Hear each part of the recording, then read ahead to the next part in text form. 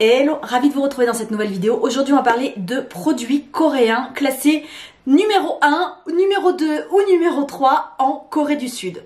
J'ai été chercher le classement Glowpic 2023 des produits coréens skincare et make-up et je vais vous dire lesquels sont numéro 1, 2 ou 3. Si vous ne connaissez pas Glowpic, c'est un site coréen qui permet aux utilisateurs de déposer des avis sur des produits. C'est un site qui est populaire, toutes les années il publie 2 classements, un de mi-année, un de fin année. Globalement, voilà, moi j'ai fait un peu la somme des deux et donc ces produits sont élus meilleurs produits par les consommateurs coréens. Cette année, il y a eu 444 000 revues sur 132 000 produits. Et ça, c'est juste entre le 16 novembre 2022 et le 15 novembre 2023. Donc voilà, et je vais donc vous parler des produits qui ont été élus meilleurs produits dans leur catégorie. J'ai acheté certains produits, je les ai pas tous achetés parce que clairement je me serais ruinée quoi en fait. Donc j'ai acheté certains produits, on va pouvoir tester ensemble, appliquer sur le visage, se maquiller un peu. J'ai aussi acheté de la skincare, on va en parler. Si vous voulez retrouver la liste complète des produits, je vous mettrai le lien vers l'article sur le blog YesStyle, c'est ma source en fait. Donc vous pourrez aller checker la barre d'infos, je vous mettrai le lien vers le blog YesStyle. Et sans plus tarder, on va commencer avec les nettoyants et les exfoliants coréens. Et le produit, le numéro 1, ça ne m'a pas étonné quand je l'ai vu, je l'ai acheté, c'est... Tada! De chez Manyo, c'est la Pure Cleansing Oil. Donc c'est une huile démaquillante. Elle se présente ici dans un format de, je ne sais pas combien de millilitres, 150-200 millilitres. C'est une huile démaquillante ultra populaire en Corée du Sud. Elle est populaire sur YesStyle, ça c'est pour le côté international, mais elle est aussi populaire sur le site Olive Young. C'est une huile qui vient dans un format pompe avec un truc trop pratique. Ça, j'aime trop dans les huiles démaquillantes. Je dis ça devrait être obligatoire. C'est une protection comme ça qu'on rajoute par-dessus, ce qui évite à la pompe de s'activer et donc au produit de couler. Très pratique quand on trimballe son huile démaquillante en voyage, vraiment très pratique. J'ai pas beaucoup testé cette huile démaquillante pour le moment, je l'ai testée sur ma main, j'ai appliqué plusieurs produits de make-up, de l'eyeliner, du crayon noir, des fards à paupières, du tint, du rouge à lèvres et globalement ça l'a vraiment bien nettoyé ma main, donc j'avais plus du tout de résidus de produits. Ce que je vais faire, c'est que je vais la tester un peu plus en profondeur puis je vous en reparlerai, évidemment vous allez en entendre parler. Je vous avais promis de tester cette huile, voilà c'est fait, je l'ai achetée, je vais enfin pouvoir la tester et vous en faire une revue. Je ferai sûrement une revue complète avec mon avis etc en format Reel, TikTok, Short etc, format court. Et je suis désolée si j'ai la voix qui part n'importe comment dans cette vidéo, malheureusement je suis un peu malade, j'ai des restes de pharyngite et vous voyez ma voix fait n'importe quoi. Donc voilà, je suis désolée, mais je voulais absolument vous présenter cette vidéo. Pour info, le deuxième produit dans les démaquillants, c'est le Cleanit Zero de Baniyako, un grand classique. C'est un baume démaquillant, je vous en ai déjà parlé plein de fois. C'est un super baume démaquillant basique. Pour moi, c'est le baume basique en K-Beauty. Donc voilà. Et ensuite, on a une eau micellaire, mais qui est de chez Bioderma. Donc qui n'est pas de K-Beauty. Donc ça, c'est pour le top 3. Pour le reste de la skincare, côté toner, j'ai acheté un toner. Mais il n'est pas dans le dernier top Glowpic. Il était dans le top Glowpic de la mi-année. Moi, j'ai acheté celui-ci qui est de chez Cosrx. C'est le Propolis Synergy Toner. Il se présente dans un format de 150 ml. Côté ingrédients, le premier ingrédient c'est le Propolis. Ensuite le deuxième c'est Honey Extract. Donc déjà là-dessus on est pas mal. Bien entendu, vous l'aurez compris, ce n'est pas un produit vegan. Il est liquide, il s'applique bien, il a un côté un peu glowy qui est assez sympa. Écoutez, pareil, il faut que je le teste plus en profondeur pour vous en faire une revue. Mais à la première utilisation, c'était très sympa. Dans le dernier classement Glowpic, le premier toner c'était un toner de chez Laneige, chez le Cream Skin Serapeptide Refiner. Et le deuxième c'est de chez Manyo, c'était des toners pads, c'est les Heifer Calming Essence Pad.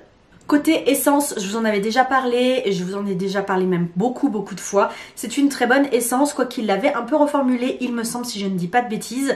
Mais c'est une essence de chez Skin Food, c'est la Royal Honey Propolis Enrich Essence. C'est exactement la même gamme que le produit que je vous ai présenté dans ma vidéo skincare favorite 2023. C'est la gamme Propolis de chez Skin Food et moi je vous parlais du masque de nuit qui est absolument génial dans cette gamme.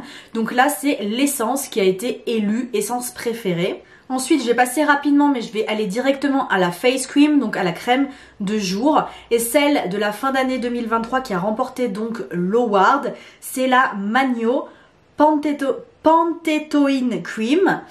Que je n'ai pas testé, mais vous aurez remarqué, il y a quand même beaucoup de Magno là. Vraiment, je trouve qu'il y a beaucoup de Magno dans ce top. Donc voilà, mais moi j'avais choisi celle de la mi-année 2023 tout simplement parce que je l'ai beaucoup vue passer, que ce soit chez les influenceurs de K-Beauty en Corée du Sud ou sur les chaînes qui présentent les produits top de chez Olive Young. Et donc j'avais décidé d'acheter une crème qui franchement était dans le top mi-année Glow Peak, mais qui pour moi devrait peut-être aussi être dans le top de fin d'année. C'est celle-ci. De chez Aestura, c'est la Auto Barrière 365 Cream. Donc voici à quoi elle ressemble, le packaging est très simple.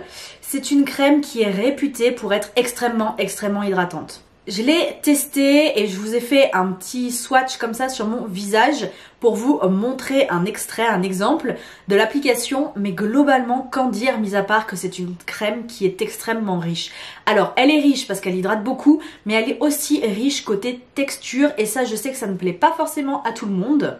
Je dirais que là, c'est un format, c'est le format normal qui est, mais j'arrive pas à voir, de 80 ml, voilà.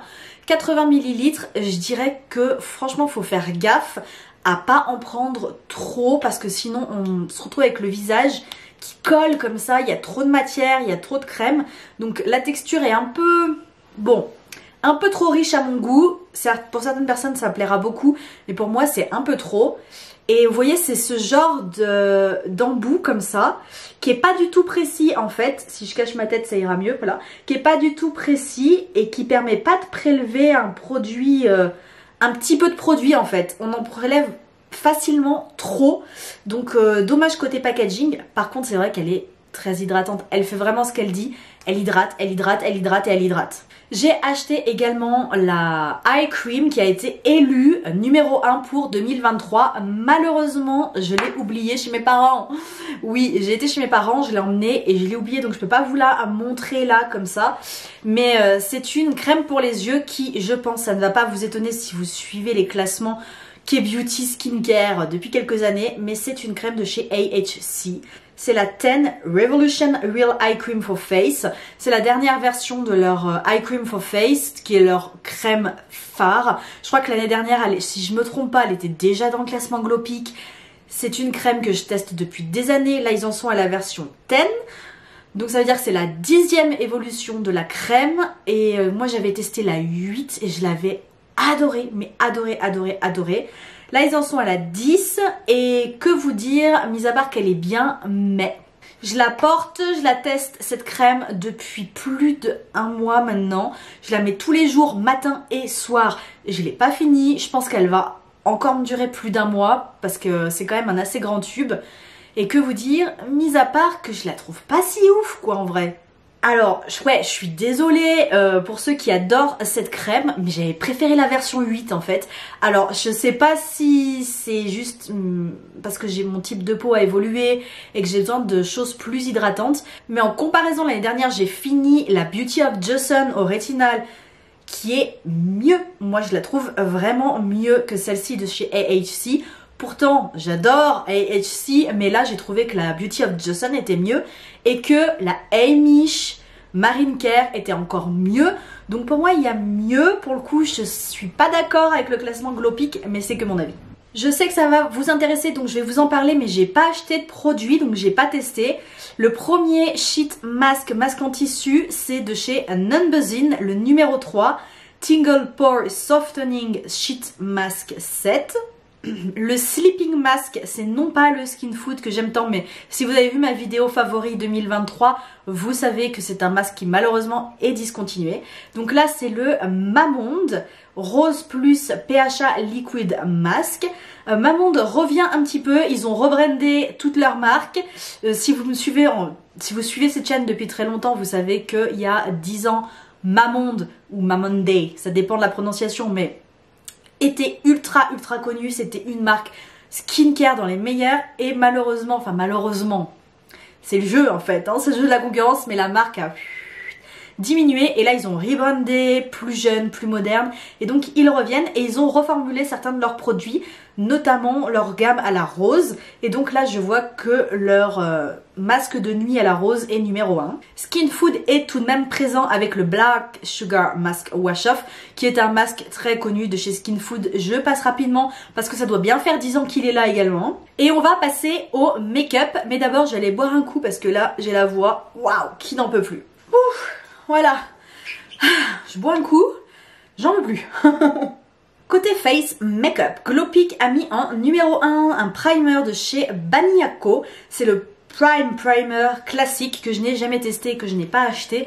Je ne porte pas trop de primer à vrai dire, donc j'ai pas testé.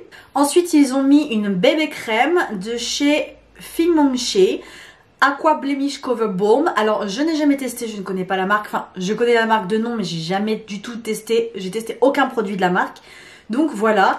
Après on a un stick concealer, alors très à la mode en Corée du Sud pour le peu que j'ai vu dans les vidéos des influenceuses comme toujours. C'est un stick concealer de chez The Sam et en fait c'est ces fameux crayons concealer en fait, crayons anti-cerne.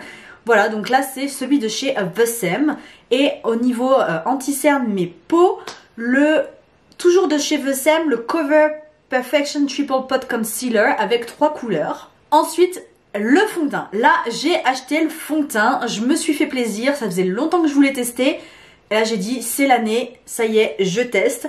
Donc le numéro 1 c'est le Hera Silky Stay 24 Hour Longwear Foundation.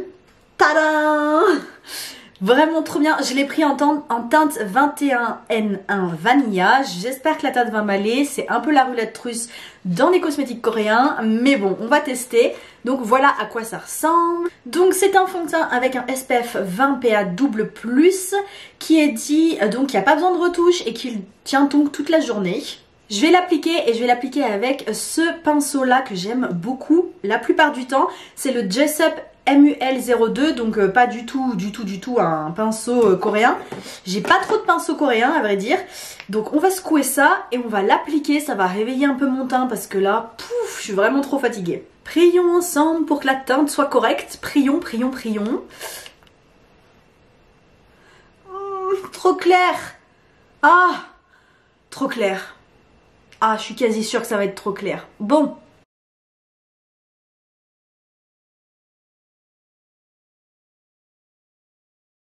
Voilà le côté avec, le côté sans. Globalement, oui, c'est un peu clair. On est d'accord. Mais bon, mis à part la teinte, je trouve que je brille plus de ce côté que de ce côté. Donc silky, ça veut dire donc un rendu soft matte, ce qui est ce que je recherche pour cette année 2023. Donc je pense que côté soft matte, on est plutôt bon. Côté couvrance, c'est pas mal. On a un joli rendu. Donc je vais finir d'appliquer tout ça et je reviens. Je vous rapproche et voilà ce que ça donne, une seule couche. Et j'aime bien le rendu, je trouve que c'est très joli, très naturel. On n'a pas d'effet de matière, on a un côté soft matte mais qui garde un peu de lumière, donc c'est pas trop, ça tasse pas trop le teint. Vous verrez sur les ailes du nez, on voit quand même encore en transparence. Mais les rougeurs sont plutôt bien cachées quand même. Ça c'était pour le fond de teint. Donc voilà, le fond de teint, le Cushion Foundation, j'ai hésité aussi à me le prendre. Mais il faut tester qu'un seul truc, enfin franchement j'ai qu'un seul visage. Donc, mais ça fait des années qu'il est là aussi. Des années et des années, c'est de chez Jang Semo. C'est le Essential. Voilà, bref, Skin Nuder Cushion Set, c'est donc leur fameux fond de teint cushion le plus connu. Côté loose powder, et par contre je vois donc du coup il n'y a pas d'anti-cerne liquide, moi je vais en appliquer un parce que sinon j'ai trop de cerne, je suis trop fatiguée. Mais du coup la poudre libre, c'est la poudre de chez Baniyako, la Primer Finish Powder. J'en ai pris une autre qu'on va tester après, mais d'abord je voudrais appliquer le blush. Celle que j'ai pris, c'est la... Enfin c'est pareil, elle n'est pas dans ce classement, mais toutes les autres années elle ne fait que revenir. J'ai pris la No Sebum Mineral Powder de chez Innisfree dans ce format-là. C'est vraiment un grand classique de la K-Beauty. Et le blush, là je l'ai acheté, c'est de chez Fui. Je sais pas. Fui. C'est le blusher Mellow et moi je l'ai pris en teinte 06 Baby Kiss. La teinte est trop belle. Donc le blush, trop beau. Vraiment... La couleur, j'ai craqué dessus. Ça va pas plaire à tout le monde, on est d'accord, mais moi j'aime trop, j'ai trop craqué dessus. C'est délicat, trop beau. Alors le packaging déjà, très délicat, pareil, on a un léger ombré ici. Et donc quand on ouvre, c'est la teinte 6 Baby Kiss. Vraiment très belle. C'est extrêmement doux au toucher et je vous assure, c'est tout doux. Je pense qu'il va falloir le travailler parce qu'il doit être tout en transparence. Et à mon avis, si on veut qu'il se voit, il va falloir mettre plusieurs couches. On voit déjà un peu, j'en suis à ma 3e couche. C'est vraiment un blush, on ne peut pas se tromper avec. C'est pas possible de trop en mettre. C'est juste pas possible. On peut pas se retrouver avec un look de clown. Moi je trouve ça vraiment très beau. Pour un teint de porcelaine, c'est une très belle couleur. Je regarde le fond de teint de plus près et je me dis qu'il est vraiment beau. Mais vraiment, j'ai l'impression de ne plus avoir de pores.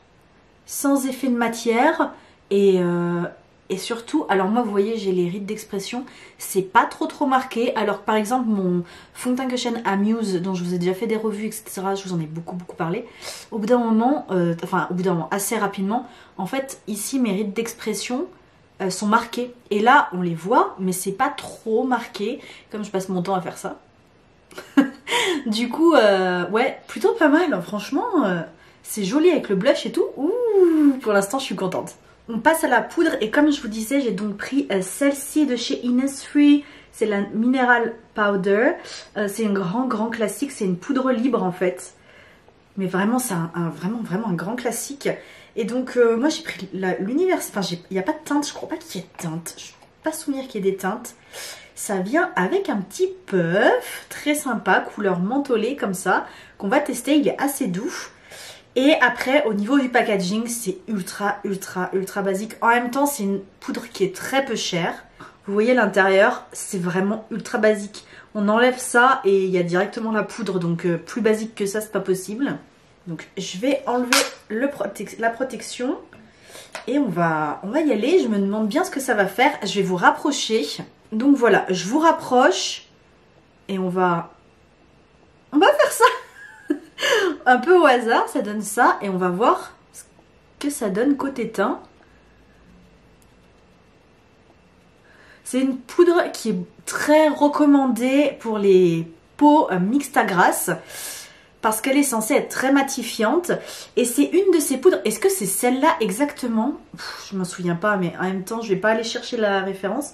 Mais il y a une vidéo de Blackpink 365, je crois que c'était enfin ça date, ça date. Elles avaient fait une émission comme ça où elles se filmaient tout le temps, ou Blackpink House, je sais plus laquelle. Et en gros, Lisa expliquait qu'elle utilisait une poudre pour ça, elle avait une frange, évidemment.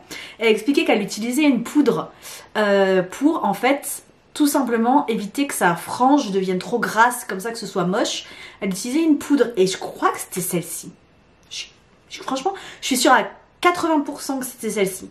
C'était cette poudre-là qu'elle utilisait pour éviter que sa frange devienne grasse. D'ailleurs, ce qui m'avait fait très rire, c'était que les autres disaient « Ah, mais genre, ta frange, elle devient grasse ?» Bah oui, meuf, en fait, tout le monde, quoi, elle est humaine. Mais vous savez, c'était pour faire le show, hein, mais... ouais, je m'étais dit, bon, ok, c'est cette poudre-là. Globalement, je vous parle, et puis j'oublie de regarder, mais... Voilà. Teint parfait, quoi. Voilà. Je viens d'en mettre de partout, j'ai oublié que c'était une poudre libre. Je m'en suis mis de partout. Ça, c'est quand, vous voyez, j'ai mes petits excès excès de confiance. Voilà, le monde se rappelle à moi. Ne n'aie pas d'excès de confiance. Non, non. Donc, côté teint, qu'est-ce que je peux dire? Mis à part que bah, j'ai plus de pores. C'est mat, c'est très très joli. Ça m'a pas non plus donné un effet alourdissant, un cakey comme ça, épais. Je trouve ça très beau. Teint, très très beau. J'adore. Côté pressed powder, donc poudre comprimée, c'est la Make Up Forever Ultra HD. Le contour, je vais pas vous en parler. Je vais pas l'utiliser, etc. Enfin, là franchement, c'est même presque abusé. Enfin, c'est tout le temps le même. C'est celui-ci, évidemment. Le Art Class by Rodin, le grand classique. Enfin, voilà. Je l'ai depuis des années. Un comme ça va vous durer très très longtemps. C'est un grand classique, un contour qui est là depuis pareil. Enfin, franchement, ça doit faire 6-7 ans qu'il est là. Donc, ouais, une valeur sûre, carrément. L'highlighter, c'est un highlighter que j'ai failli acheter. Mais au bout d'un moment, il faut savoir s'arrêter. Mais c'est le Glint Highlighter. Ah non!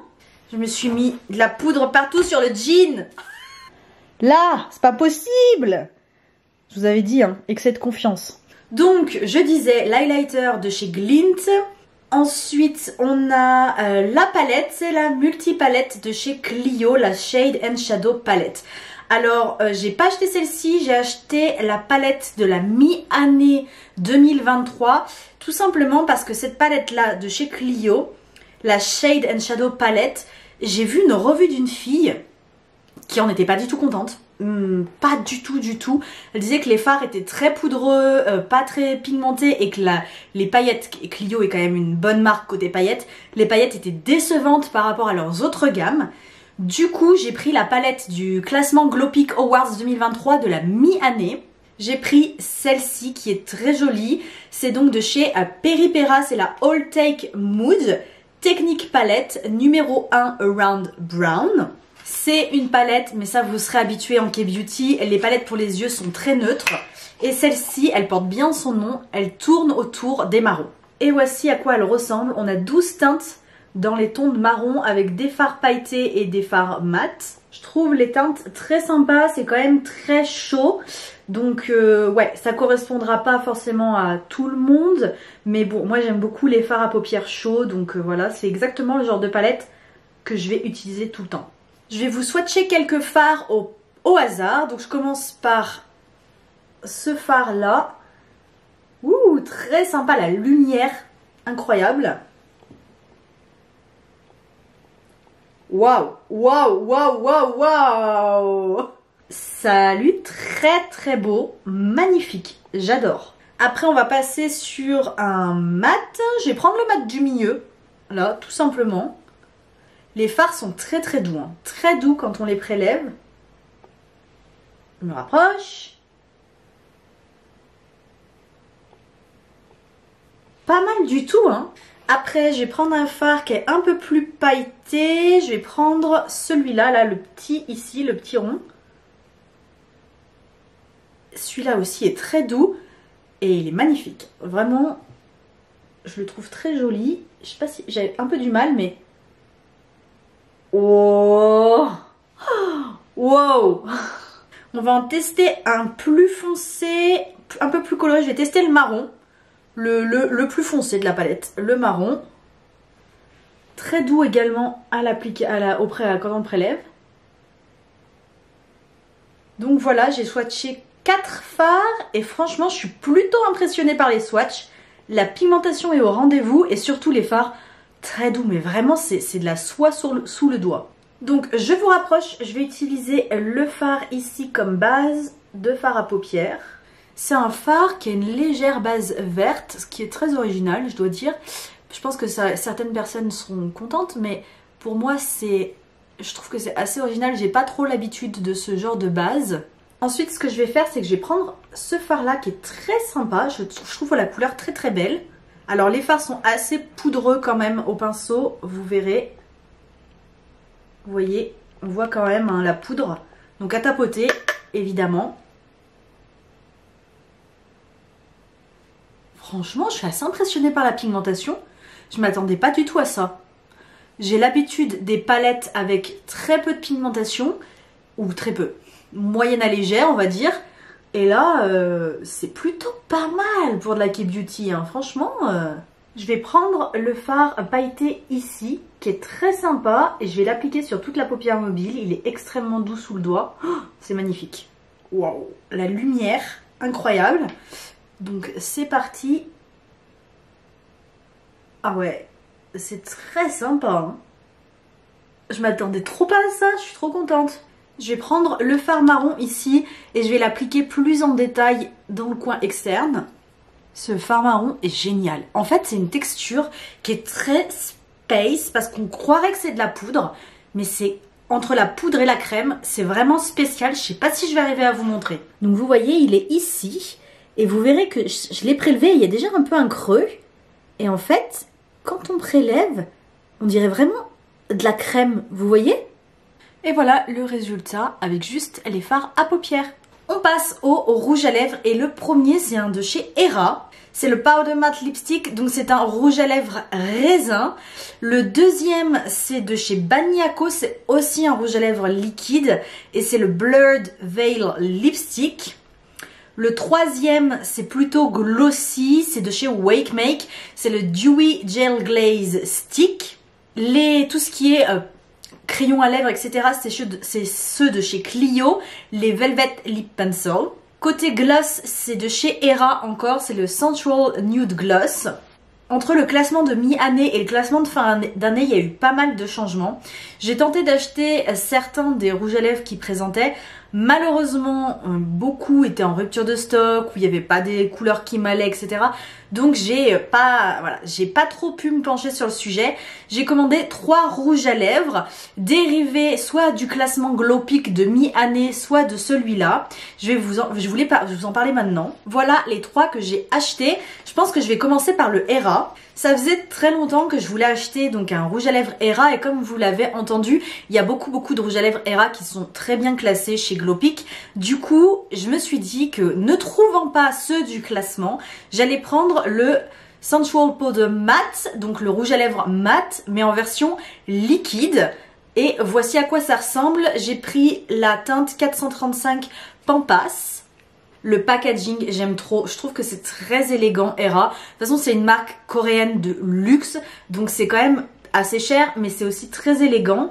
Voici à quoi ça ressemble. La couleur est très belle. Donc je l'applique. C'est quand même... C'est pigmenté, hein. Je l'ai appliqué avec une seule fois. J'ai prélevé une seule fois et j'ai fait toutes mes lèvres. Donc voici ce que ça donne côté couleur. C'est soutenu. Plus soutenu que le tube, quand même. Du coup, je trouve ça presque un peu décevant parce qu'on a vraiment... Mais ça n'a rien à voir, enfin... C'est décevant. Je déteste les rouges à lèvres liquides ou même les raisins, enfin les rouges à lèvres de façon générale, où on a une couleur là et on le met, c'est pas la même chose. Je ne comprends pas. Je ne comprends pas. Après, c'est une très jolie couleur. Le rouge à lèvres est très confortable sur les lèvres. Vraiment très confortable. J'ai pas fait gaffe à l'odeur. Je sais que les Coréens aiment bien mettre des petites odeurs de salade de fruits. Non, c'est parfumé, mais ça n'a pas une odeur de salade de fruits. Du tout. Ça a plutôt une odeur de parfumerie que de salade de fruits. Donc du coup, voilà ce que ça donne. Je trouve ça pas mal. Après, côté couleur, je suis un peu déçue. Et surtout, même s'il est très confortable, il a cet effet un peu velvet sur les lèvres qui est très agréable. Je trouve que la couleur me durcit un peu le teint. Mais on va voir s'il est avec transfert ou sans transfert. Avec transfert. Bon, en première impression, comme ça, je suis un peu déçue. Tout simplement parce qu'il est très cher. Pour un rouge à lèvres, il est très cher. Et il est pas sans transfert, la couleur correspond pas au tube. C'est un peu décevant, quoi. Enfin, les détails, quoi. Les détails. Il n'y a pas... Non. Bon, bah écoutez, autre déception. J'ai été retirer le rouge à lèvres pour vous swatcher les autres sur les lèvres. Je l'ai retiré à l'eau micellaire. Donc, quand je retiens un rouge à lèvres à l'eau micellaire, clairement, ce n'est pas un rouge à lèvres longue tenue. Non, pas du tout.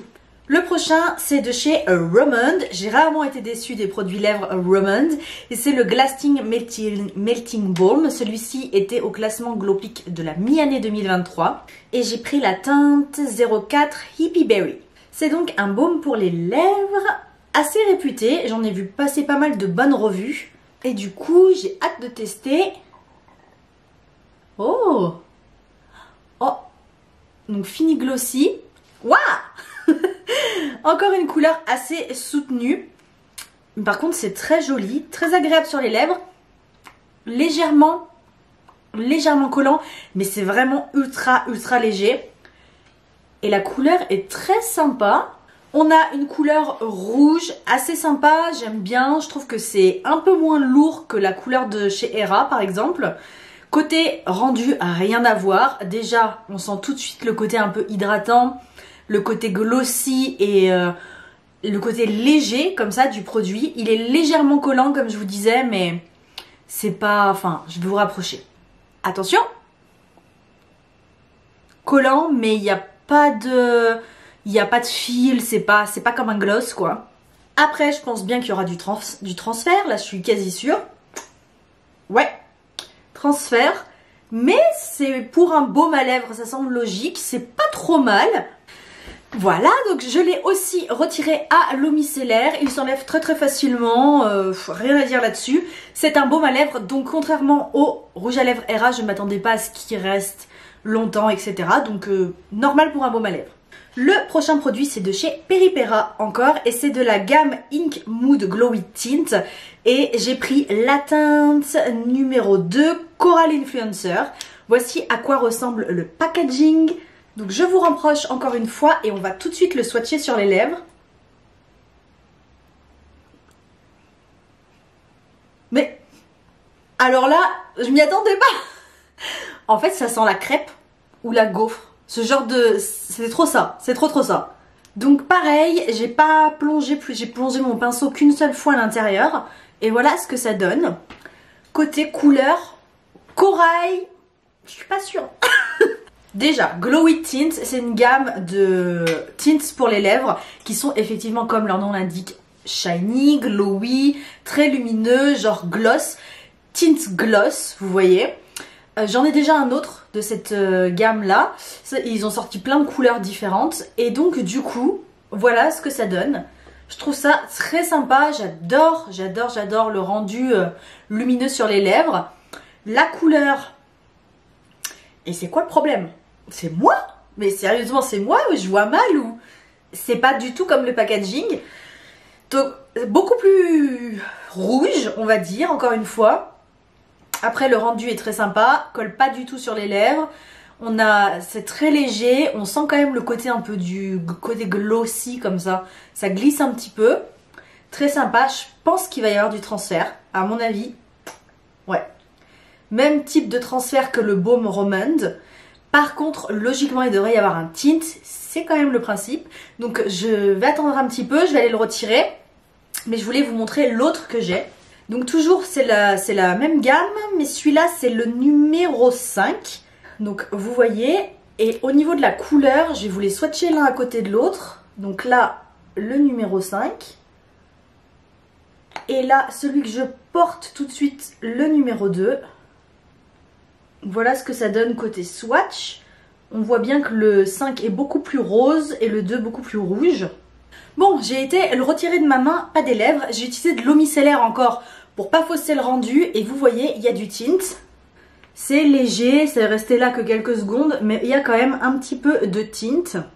Donc voilà, c'est tout pour cette vidéo. Vous allez peut-être me poser la question en commentaire, donc je vais vous y répondre tout de suite. Où est-ce que j'ai acheté ces produits? Alors cette vidéo n'est en partenariat avec personne, j'ai tout acheté moi-même. Par contre, j'ai acheté sur deux sites différents. J'ai acheté chez YesStyle et chez Stylevana. Pourquoi? Parce que certains produits n'étaient pas disponibles sur l'un mais disponibles sur l'autre. D'autres produits étaient disponibles sur les deux mais moins chers sur l'un, puis après moins chers sur l'autre. Enfin bon, bref, ça a été le gros bordel. Et comme je voulais pas... Enfin, je voulais faire des économies quoi. Enfin, comme tout le monde, je voulais pas trop dépenser. Du coup, j'ai essayé de faire au mieux. Du coup, il y a certains produits qui étaient moins chers chez Stylevana, d'autres qui étaient moins chers sur YesStyle, d'autres qui étaient que sur YesStyle et pas sur Stylevana. Des fois, c'était le contraire. Enfin bon, bref, la grosse merdouille, quoi. Donc je vous mettrai tout ce que je trouve sur le site indiqué. Voilà, si vous voulez retrouver les produits, il n'y aura aucun souci. J'ai des codes promo qui sont affiliés et je vous les mettrai aussi en barre d'infos si ça vous intéresse. Je vais vous mettre tout de suite ici celui YesStyle. Et juste après, je vous mettrai celui à Stylevana. Les deux offrent 10% de réduction sur les sites. Ça fonctionne par-dessus les promos déjà en cours et ils sont affiliés. Encore une fois, merci si vous utilisez mes codes promo parce que je suis qu'une petite chaîne de K-Beauty et donc quand vous utilisez mes codes promo, ça me donne des commissions et moi je m'en sers pour racheter des produits pour vous en présenter ici parce que évidemment, je reçois quasiment pas de colis presse donc ce serait trop cher d'entretenir cette chaîne sinon. Donc merci beaucoup d'utiliser les codes promo. Il y a un dernier sujet que je voulais aborder parce que je vous en ai parlé rapidement dans la vidéo sans trop développer le sujet. C'est le sujet des accessoires coréens pour le make-up et notamment des pinceaux. Comme je vous disais, j'ai quasiment aucun pinceau coréen, tout simplement parce que je sais pas lesquels choisir, je sais pas vers quelle marque me tourner et je sais que la marque Picasso est très connue, mais elle est aussi extrêmement chère, c'est vraiment super cher. Du coup, moi j'ai pas forcément les sous de mettre 35 € dans un pinceau. Donc du coup, j'ai regardé sur la liste Glopic de 2023 et la marque pour les pinceaux qui revient le plus, c'est la marque Filimili. Et Filimili, je sais, est vendue sur Olive Young. Et là, je découvre qu'elle est aussi vendue sur YesStyle. Et donc là, par exemple, j'ai cliqué au hasard sur un des pinceaux qui est recommandé. C'est le pinceau anti-cerne. Et là, il coûte 10,90 €. Donc c'est correct. On est loin des 35 € de Picasso. Donc voilà, je me suis dit que ce serait sympa juste d'ajouter ce petit détail si ça vous intéresse. Et il y a aussi un autre détail côté skincare qui je me suis dit pouvait vous intéresser, même si j'ai pas les produits pour vous en parler. C'est le Sun Care, donc la crème solaire. Quelle crème solaire est la plus populaire en Corée du Sud? Et la numéro 1, c'est la Goodal Hot Leaf Calming Moisture Sun Cream. Donc c'est une crème solaire de la marque Goodal avec du Hot Leaf à l'intérieur. J'ai déjà testé cette crème solaire et si vous me suivez régulièrement, vous savez que je suis allergique à l'ingrédient Hot Leaf. Donc j'ai fait une réaction allergique à cette crème solaire. Donc évidemment pour moi, je ne peux pas vous la recommander. C'est pas possible. Mais du coup, la deuxième crème solaire, c'est de chez Manyo. Et encore une fois, encore la marque Manyo qui revient encore une fois. Et c'est la Foundation Free Sun Cream Moisture. Donc c'est une crème solaire mais tone up, donc qui va illuminer le teint quand on l'utilise. C'est tout pour cette vidéo YouTube, j'espère qu'elle vous aura plu et qu'on se retrouvera très vite pour de nouvelles découvertes K-Beauty. Moi je vous dis à très vite, bye.